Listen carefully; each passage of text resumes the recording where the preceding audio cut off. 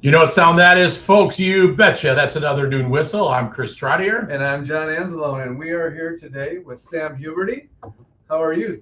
I'm doing really good. Good. Good. Sam's the owner of Wisconsin Dance Theatre, which is out of the Heartland-Delafield area, correct? Yep. And not only is he a business owner now, but he is still a professional dancer, and he I forgot now what do you call it? Guesting. You still do guesting. I still do guesting. If someone gets hurt in a show, they may call you and say, you need to be in New York? Yeah. We'll so a lot of what happens is, there's a lot of money that goes into shows, and if somebody gets hurt last minute, it can be a really big issue, especially if they don't have an understudy. So what they'll do is they'll usually it'll be usually through people that you know. I'll get a call and they'll say, hey, are you free on this day? And then of course I'm free, so they'll send me a video, and then I'll learn the thing, sometimes on the plane, and then we'll get there and get off the plane. You've got like anywhere from 24 to 72 hours to meet your partner, get everything ready to go, and then you do the shows, you get back on the plane and fly back. Wow. So it's a lot of fun. I'm looking forward to talking about your professional career, but before that, you were an Elkhorn student, correct? I was, yeah, absolutely. I was in options when it was like in its infancy. 2016. You may have been the first graduate, right? We think. It's pretty close. It's very possible. I'm not 100% sure, but yeah, I remember at graduation I got this really cool medallion. I still have it. I actually framed it in like a shell, but it had like a rocket ship on it because I was one of the first participants in the program. It was such a cool program because it allowed me to. Because at the time I'd left home when I was 16 because I wanted to learn how to do this for a job, and I had an opportunity to move to Fort Wayne, Indiana, to work with Fort Wayne Ballet and their academy, so that I could kind of start getting used to what we had to do. And options allowed me to stay in my high school education, so I didn't have to try and take like a GED and graduate early. Sure. So I could. So it was really cool, because otherwise then you have to like try and move there when you're 16 years old and then go to school in a new state. Or even like try to homeschool, right? To go, well, I'll send for a program and I'll try to do this. Like you were kind of a trailblazer at the same time Elkhorn was being a trailblazer. Right? And I think what's really cool is I'm just thinking about fast forward to now. I mean, here we are 8-9 years later, right? 9 years later, and you're thinking about the Vukovich family, right? AJ Vukovich did kind of a similar situation. Now he's with the Diamondbacks. We have people in options right now in equine, volleyball, who are just tennis, who are looking to train and find that opportunity, but still have a connection to the school district. So it's really cool that we could tell that you're telling this story, and it's hard to believe we had that going out of 2016. Pretty incredible vision. Well, I think what we need a picture of you with the medallion. I'll find it. And so much like when you walk into mansions and stuff, there's the owner's picture. We'll put you in options as the first graduate. Yeah, we need to blow that one up, right? Yeah. Well, if I can find it, it might be. I think it's in storage in a bin in the basement. I'll pull it out because we moved, so like all my stuff I haven't fully unpacked, but I'll pull it out and maybe we bring it to the show and we can do. I love it. That'd be great. Yeah, that would be really neat. That'd be really neat. So how do you when you reflect on that experience, because Elkhorn was new to this kind of options experience, how would you communicate your experience to someone if I said, what did you do? How did that work? It was a ton of fun, actually. I had a blast, because I always think I love being involved in things that are new, and chaotic is the wrong word, but like in their infancy, because there's so much to learn and so much to figure out. Like I feel like they got a grip on it really fast, because like within the first 3 months, all of a sudden we needed test proctors. Because I think the first while things were getting set up, it's because online schooling it's still really new, so we had so much stuff that was going on, and it was taken care of so well. Like if we needed anything, we would just email in and they'd be like, oh, well, let's find a solution. Like, let's make it work. I was able to do AP courses too, which was amazing.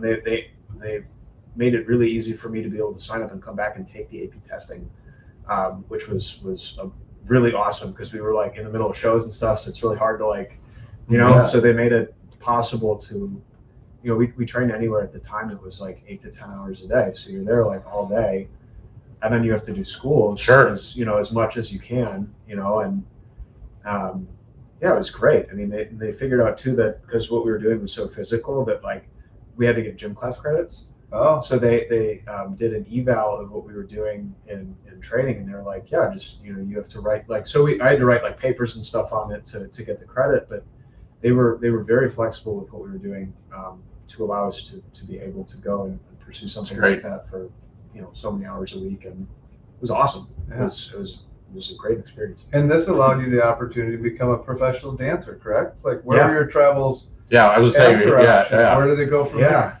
So after options, I stayed with Fort Wayne Valley for 2 years, and then we looked at trying to get a startup going, a startup company, and it just didn't really quite catch. And so then I ended up down in South Carolina, and I worked for South Carolina Valley for a couple of years, and it was a ton of fun. I had a really good time, made a lot of good friends down there, and then I had this opportunity. There's an opportunity in there because your companies, you take breaks intermittently.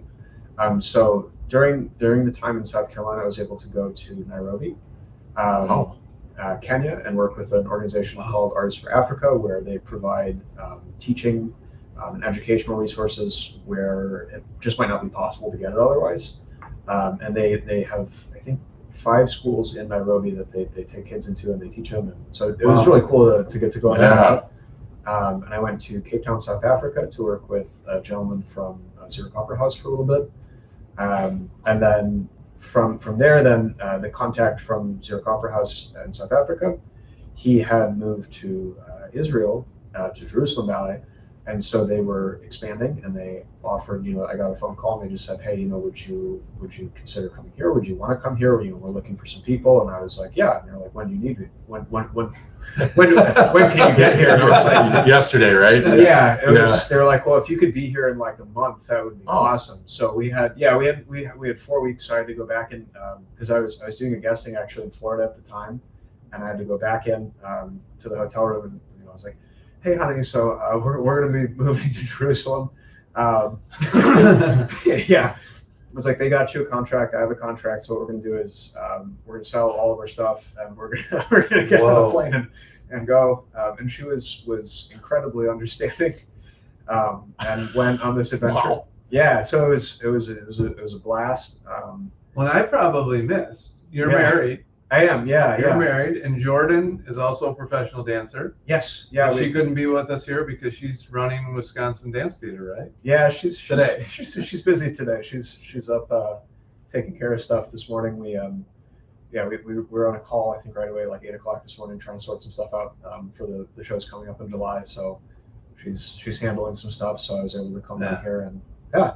Well, we thank her for letting you. Thanks, Jordan. Thanks, Jordan. Yeah, thank you. Thank you for allowing me to go to Jerusalem. Yeah, on a whim. Yeah. We thought it was hard moving a couple miles. Right? We were whining and complaining. He's changing countries, continents. Yeah. It's kind of a weird process to go get your visa and everything. Jordan has an immense amount of patience for what I like to do for my adventures. Yeah. So how long were you in Jerusalem for? Actually, not as we were supposed to be there for like we were broaching a 10-year contract, so we were looking at being here for like quite a while. Like those were the discussions. We were looking at staying there for quite some time because we weren't just dancing, but we were also helping with organizing operations and expansion for the company. So we were trying to get just more shows going, more touring, more opportunities. And when things started happening in October, we were like, we got to go. So we were only there for a couple of months before everything kind of started. And so it was a very short-lived experience, but it was a lot of fun. When did you move back? I think we got back to the U.S. on October 10th of 2023. So we were there during the start of everything, which was kind of why we had to leave. Yeah. Because we got a notice from the embassy that was just sort of the U.S. embassy was like, if you don't need to be here, you should go. That's a nice way to say it. Yeah. They worded it very diplomatically. Yeah. So we were really lucky. We got I think either the last or the second to last flight out of Ben Gurion, and we were able to make it home, which was awesome, because it's just, it wasn't our place to be. So and then we took, I had a couple job offers. I actually, it was kind of funny when we had a layover in Dublin, and I had 2 phone calls while we were on the layover because it was like international news. So friends were calling and they were like, "Hey, just so you know, you have a job here if you want." Wow.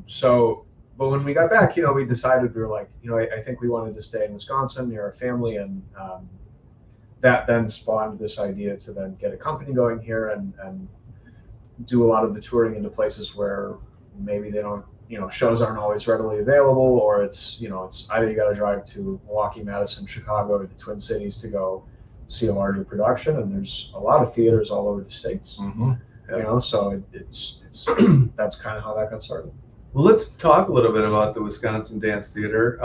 You and Jordan are the owners, right? Owner-operators.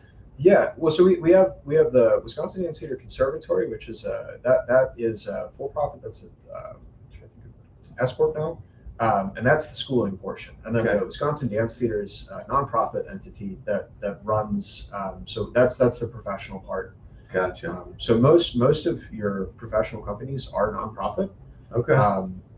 Because it's hard to run shows, and a lot of it relies on donations and charitable contributions and grant money from various organizations to be able to function. Sure. So, well, I thought it was interesting. We were talking before you got in here, Chris, that he does the guesting and he runs this dance company, which means you have to stay trained and fit and all that stuff. Yeah. Tell us about what's a typical day in the life of Sam and Jordan. Busy. We usually start sometimes up around 6, 7, somewhere in there. Generally, we're on by 8 o'clock. Sometimes if I forget I have something at 7 o'clock, I roll out of bed and I immediately get on a call at 7 a.m. But usually we run administrative operations from till about like anywhere from 1 to 3 o'clock in the afternoon. And then we have to go into the studio and we train and run classes. So we're usually 7 to 9 p.m. are our usual hours. Sometimes if something exciting happened, we'll be up till 11, 12, 1 in the morning trying to figure out how to, mitigate whatever excitement has happened. So you're doing the administrative stuff. You're teaching other students and you're training yourself. And anything that comes up. Yep. So owning a business and being a guest dancer is really easy. Yeah, it's easy. Everyone should do it. It's a ton of fun. Yeah. But you seem to love it. Like, I do. Yeah, I wouldn't want to do anything else. I would be. I think I have trouble sitting still, so I picked a really good line of work to keep myself busy. Well, we'd have to mention there's another woman in your life that probably got you started in this, right? We should probably mention her. Yeah, my mom. Yeah. Yeah. Oh yeah. So my mom ran toe-to-toe in downtown Elkhorn for a long time. I know at least 15 years. But it started in our basement in our house, actually. Really? I think it used to be St. Patrick's School, but now it's actually the Options Building. Yeah, it is. I grew up right around the corner from there. So that's where the original school was in the basement. We had it. We gutted the basement and re-outfitted it with floors and mirrors and stuff. Oh my gosh! She started with like a handful of kids. I didn't know that. Yeah, teaching lessons before. Isn't that interesting? Yeah. It was kind of.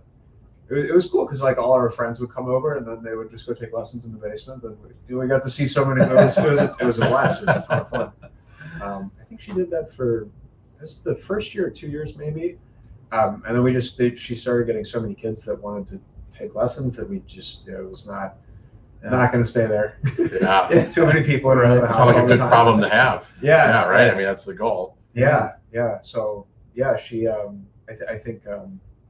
She had a really great way of building a good sense of community and instilling a love and a passion in the arts. Even if you didn't want to do it for a living, like she had a really great way of getting people to find a genuine love for it and not just like a superficial, I want to put on a costume at the end of the year. It was like, you just really enjoyed the work.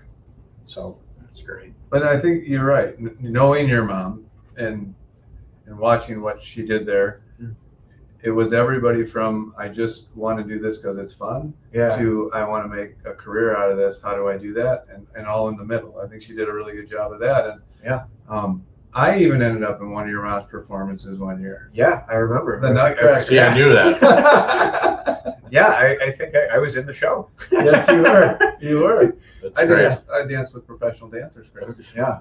Wouldn't surprise me. I mean, you honorary professional. We got to look at you a contract. There you go. You're your guest dancer. I'm good. Yeah, I passed that my prime. If you get a request to go to Jerusalem, I would recommend. I passed. Yeah, right now. Yeah. Right now, it's probably a good idea.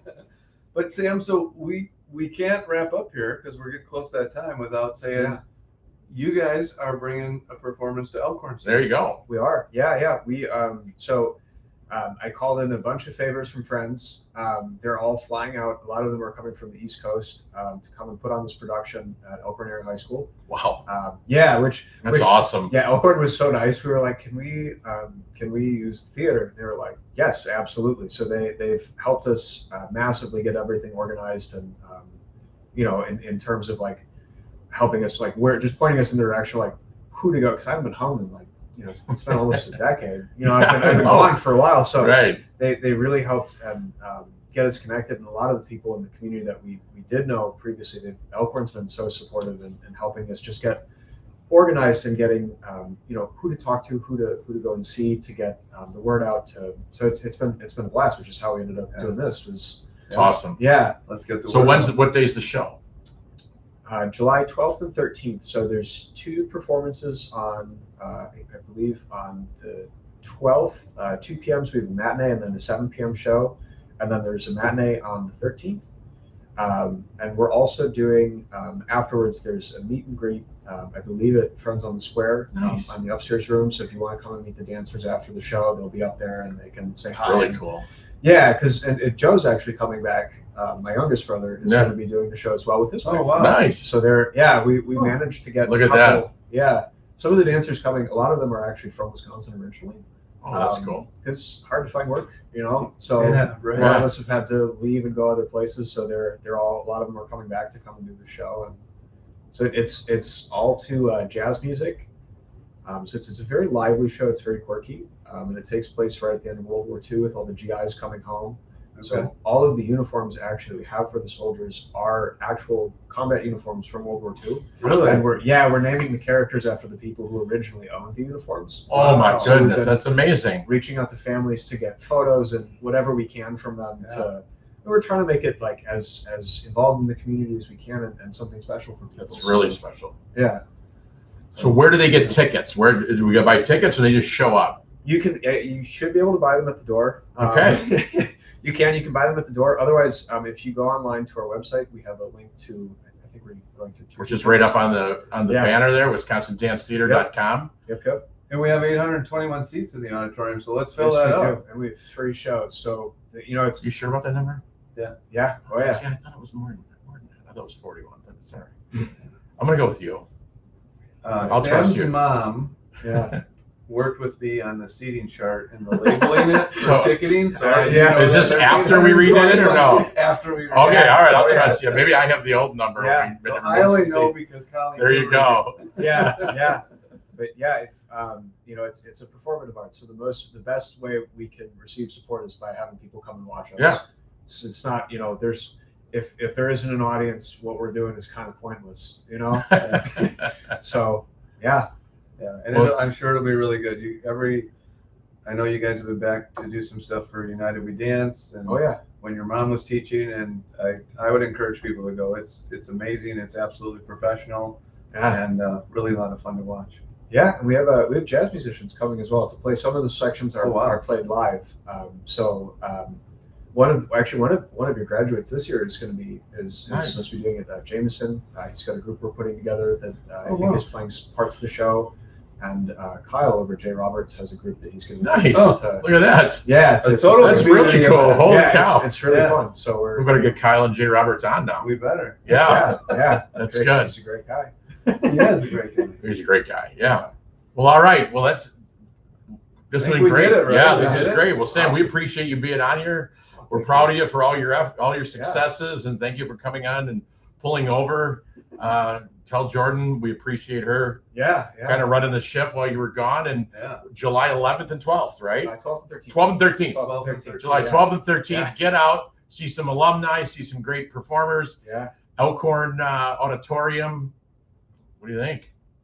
That's all I got. That's all I got. All right, and on that note, Thanks, Sam. thank you, Sam. Yeah. All right, and on that note, let's all go back to work. That was our lunch. Have a great day and stay cool, everybody.